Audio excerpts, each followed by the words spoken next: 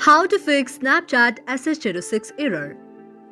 If any day you are facing Snapchat SS06 error, do not worry as we have got the perfect solution for this. First of all, you have to tap on Snapchat for a while.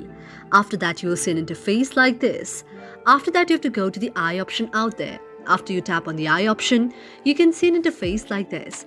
This is the interface of app information. After that, you have to scroll down until you find the option of storage.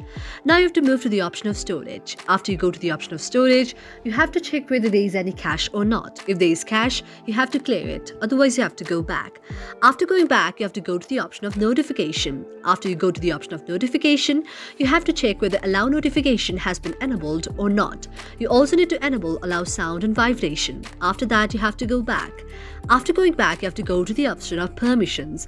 After going to the option of permission, you have to check whether camera, contacts, location, microphone, nearby devices, notification, phone, photos and videos have been allowed or not. After that, you have to go back. After going to back, you have to go to the option of set as default. After that, you have to check whether open supported links has been enabled or not. If it has been enabled, you have to go back. And then you have to scroll down until you find the option of app details and store. After that, you have to tap in the option of app details and store.